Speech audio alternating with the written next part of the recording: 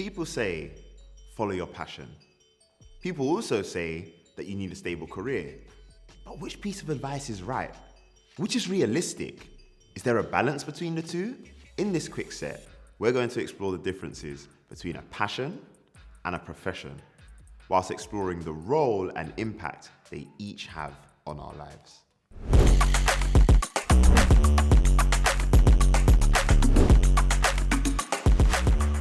I won't call it a passion, but I'm quite a good handyman. I'm a good carpenter. That's another way I like to express myself. But it's nice. It's fit itself into my profession a couple of times. You know, like for instance, if we got a show on, I can go that extra mile with a set. You know, thinking about how to structurally set up the set.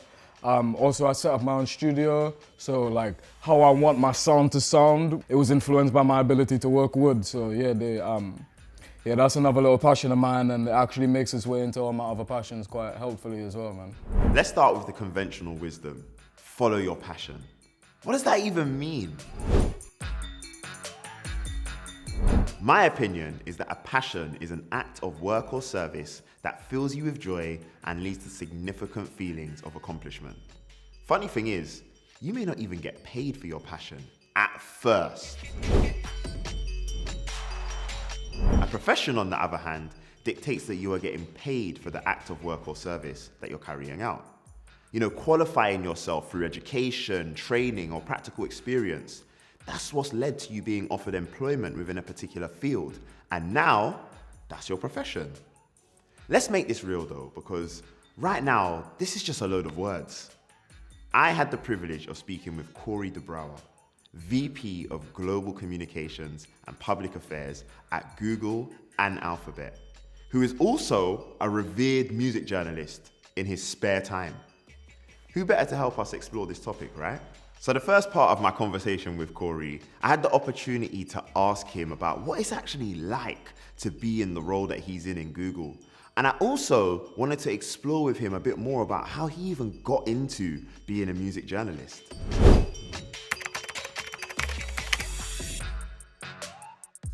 Well, it's great. I mean, in a way, I feel like this role at Google and Alphabet is really the summation of a whole career of roles that sort of led me to this place. I'm now 5 years in the role. So I lead a global team as Vice President of Global Communications and Public Affairs at Google and at Alphabet, which is the parent company of Google. I lead a team of about 650 amazing people who are really focused on communications for the company. So that includes internal communications, which is really keeping employees informed and safe and inspired, to external communications, or what we call public relations, right? Which is really where we're telling Google's story to the world. Sometimes that's through media, sometimes that's through social media, sometimes that's through our own digital platform, which is called The Keyword. We have a variety of ways to do that. And my team contributes something like 3,000 stories a day on behalf of Google and Alphabet, which is pretty mind-blowing. And a lot of things about Google at our scale globally, you just add a lot of zeros to at the end. So I've never Lewis worked for a company that had that kind of global impact, or that kind of ability to reverberate, in so many places around the world about products that people find helpful and frankly depend on, whether it's search or workspace or maps or, any number of other products. I'm always very conscious that when our team is out there telling these stories, it's really intended to, again, sort of inspire and inform the public about the things that we're doing. And I'll just maybe close out my thought by saying that, it's an incredibly energizing role. Any given day, you can imagine, in a day where you're telling 3,000 stories about whatever it may be, that there's a certain frenetic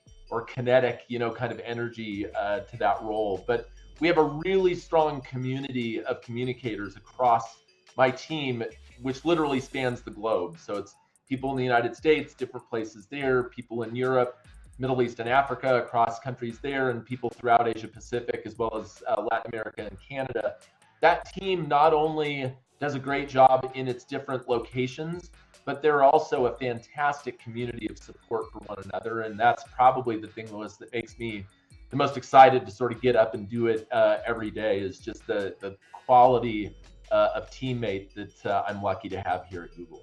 Honestly, that is so refreshing to hear, Corey, because I think it's very easy for people to have the assumption that when you end up being in such a senior position and you've got such large numbers of people in a team that you work with, that you don't necessarily get energized in the same way because you don't feel as close to the ground. You don't feel as close to what's actually happening in terms of output. So to hear you say that is impeccable. Now, I want to pick up on something though, because we know you've had an impeccable career. The young people that are watching this may not know, but of course you've had roles at Starbucks and, you know, Nike, Salesforce. But I want to pick up on the fact that you keep talking about stories, because not only are you telling stories throughout your team at Google, Corey, if it's all right, I want to talk a bit about some of the other stories that you write in almost like your, I'm not going to use the word alter ego, but it's almost like, you know, you strike me as someone like, if this was a film, you'd be like a superhero in your spare time, because of course you're writing amazing stories and covering things in regards to music, and have had your articles published in amazing publications, from, you know, Rolling Stone to GQ to Village Voice to, you know, incredible. Like, tell us about your love for music and your love for writing about music. What a great question. I mean, Louis, maybe I can start just by saying that, you know, I've had a lifelong relationship with music. I think people who come to an area of passion in their life, whatever it is, you know, maybe it's somebody's relationship to football, or, you know, somebody loves skating or skiing. And, you know, in my case, in music, you know, it was always playing in my house as a kid. My parents had an amazing record collection. Might sound funny for your viewers, your listeners, to talk about a record collection, but I certainly still have a lot of vinyl hanging out around the house. I played guitar in bands throughout my time in high school and in college. I'm not saying they were good bands. They most likely were not good bands, but it was fun. I'm sure they were. And later, as friends of mine that I had made through creating music had their own success, their bands or their music started to take off, I could play an advocate role or an advocacy role as a music critic, which is what you're referring to. So I was really lucky back in my Nike days to be able to make a connection through a colleague at Nike to Rolling Stone, which wasn't even called rollingstone.com at that point. It had a different name, and the magazine was transitioning to digital, and that was really my entree to that world. And as you say, you know, now I'm, gosh, I guess more than 1,000 stories in. I don't do much of it these days. The day gig is a little too big and too involved for that, but clearly that love of music sort of transitioned throughout different phases of life, to the point where, Louis, during the pandemic, when I realized that we weren't traveling and that, you know, I actually had time on my hands that I hadn't had in the past because I wasn't traveling,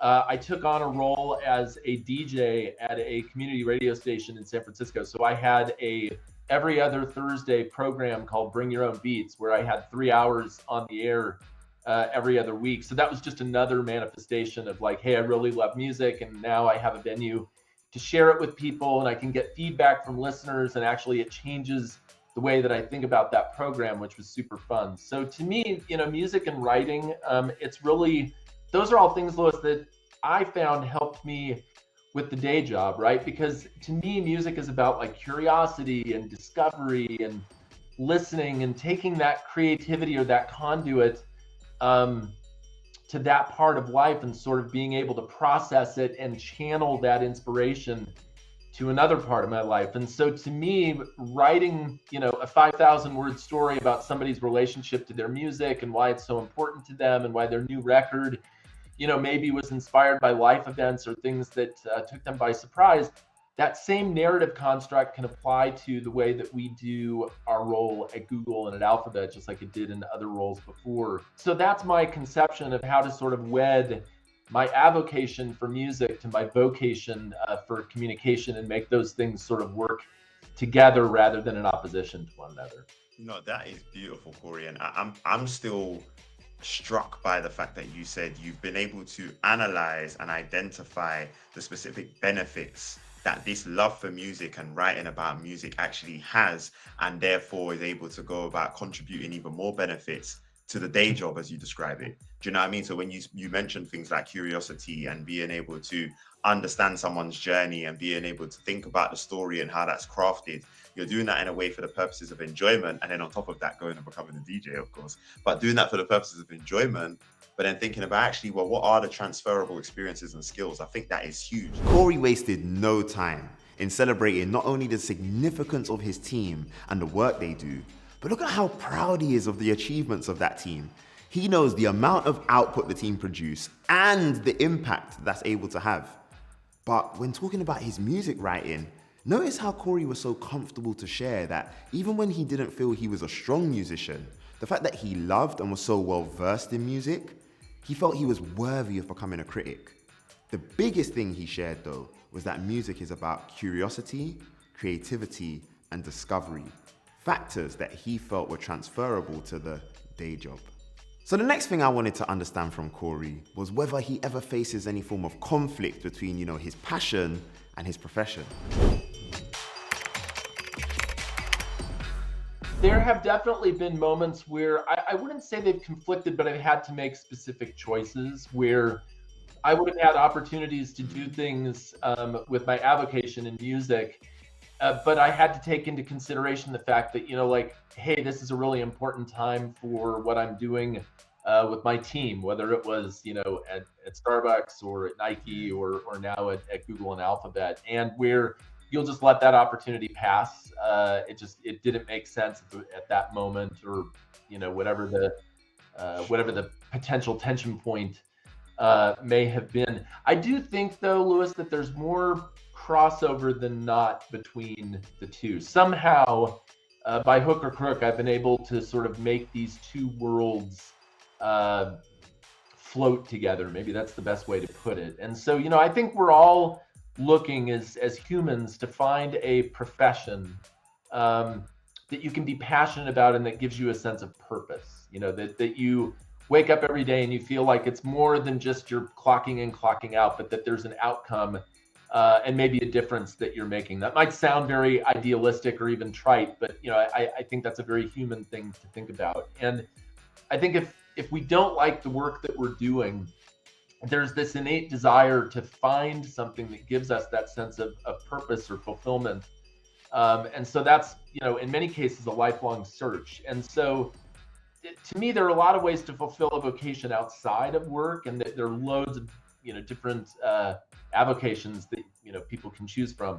I know loads of people from my time spent in cities where food was really important, where food is like their thing, that's their avocation, whether it's because they're an amazing chef or they just like to eat, and so they consider themselves a connoisseur of restaurants, whatever it might be. And trying to find the things that make you passionate about that world that can link to the things that would potentially make you passionate about your chosen profession. To me, that's that's both an unconscious journey, but it's also a good way to sort of step back from those experiences and think about how to link them. Honestly, that's true. Do you know what? I just realized that is like poetic beauty, isn't it? Like being a partner at an agency gave you agency. Do you know what I mean? Like exactly, it gave you as a person and a professional agency. Like that's honestly, you couldn't write this stuff. Did you hear that? He said, as humans, we are all seeking to find a profession that we can be passionate about and find a sense of purpose. Corey spoke so honestly here about the fact that we all have a desire to be in a profession that we feel is fulfilling, and I think it was important for him to remind us that there will often be aspects of a role that do create that feeling, and we have to seek them regardless of where we are in our profession at the time. The final question that I had the opportunity to ask Corey was, what advice would he give his 17-year-old self? Well, I mean, I'd probably start, Lewis, by saying, you're about to do, Corey, some really dumb things. You should try not to do so many of those. But aside from that, which I think is actually part of the journey, it's you're going to make mistakes. You're going to do things that at the time seem like they're errors, and gosh, you should try to avoid all of those.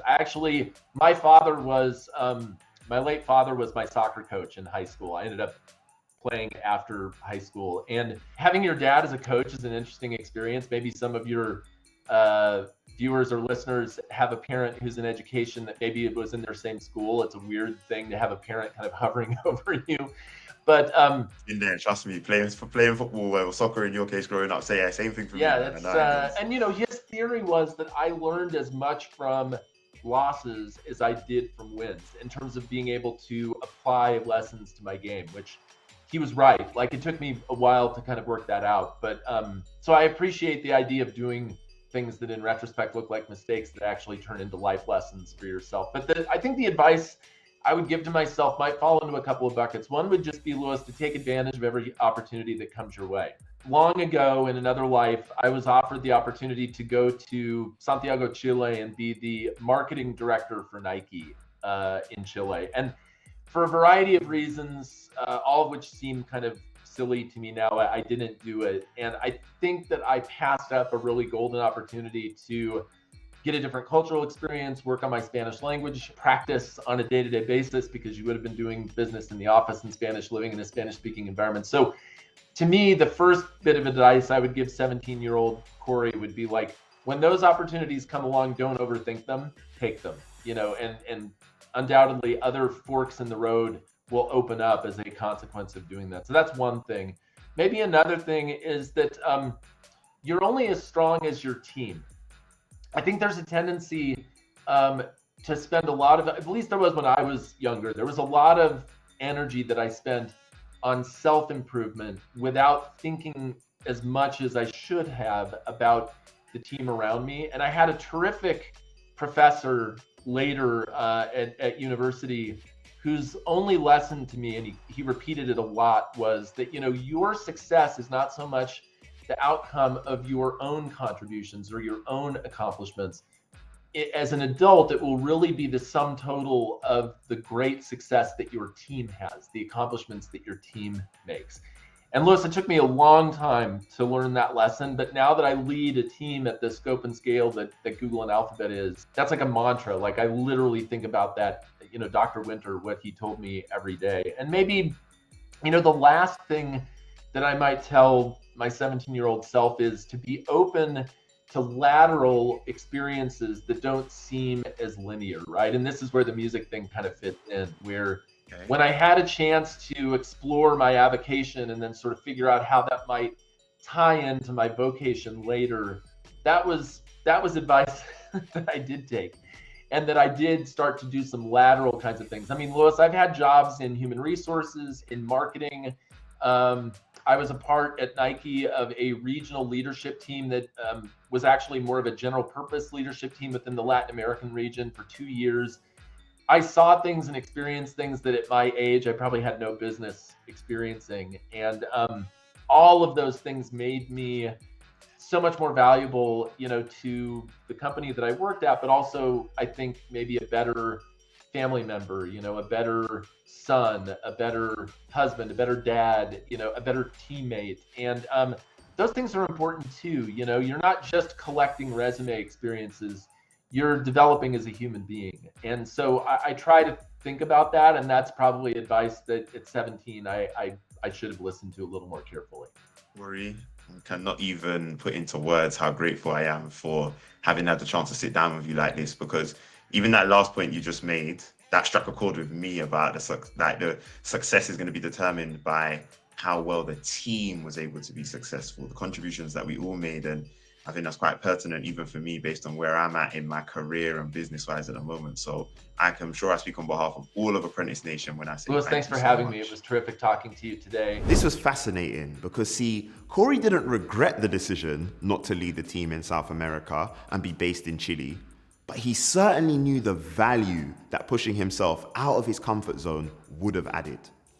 Personally, I'm a big believer in say yes and work it out later. Now, that's not to say you're going to be blasé and just do anything, but at the same time, we'll never know what's possible until we give it a go. So be open to opportunities that are lateral and don't always seem linear. That was incredible advice from Corey, because he framed it in the perspective of the way in which our experiences can lead to betterment, not just in our profession, not just in our passion projects, but actually in the way that they evolve us as human beings, becoming better friends, family members, and agents of change in the world. That, to me, is one to remember for the rest of life. That conversation with Corey was literally gold dust. I am begging you to take heed of what was just shared there and apply it to your own life, because the value you could gain is obvious. It wouldn't be fair for me to not give you a framework to help you with the application though. So let me introduce you to the 3 E's. These 3 factors will help you to identify what your passions might be. The first E, enjoyment.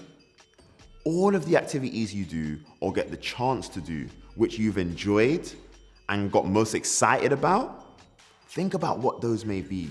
You know, those things that when you finish doing it, there's always a smile on your face. If you can identify those, they might be what you're passionate about. The second E is engagement.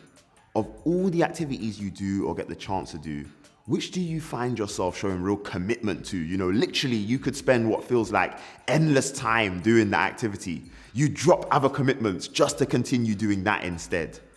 If you can identify what those activities are, they could be part of your passion.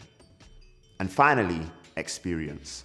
Of all of the activities you do or get the chance to do, are there any that you feel you've consistently built your experience in due to being offered regular opportunities, or maybe just being the best placed person for that particular job? And if you find that people are consistently trying to give you those experiences, it could be part of your passion. Okay, so you've got 3 steps for helping to identify your passion, but what about being able to make the most of your current profession? Remember, your profession could be adding major value to you, and you don't want to waste such an opportunity. These 3 factors will help you to maximize the blessings of your profession. Just remember, we want you to run. And that's the acronym that we want you to remember. So what does the R stand for? Resources. If you're in an organization with equipment, software, materials, systems, and partners that allow you to take risks and push yourself when you're doing particular projects, cherish that and maximize this benefit. The U is upskill. This could be through formal training and qualifications that your employer is willing to invest in for you, but it could also be the experience and mentoring that you're getting as you work on specific projects. Regardless, if you're gaining new skills, don't sleep on that. And the N is networks. Seriously, the people you work with today, you know, colleagues, clients, and any other stakeholders, they're going to be your biggest asset throughout your career. So if you're getting to work with great and influential people, that is huge.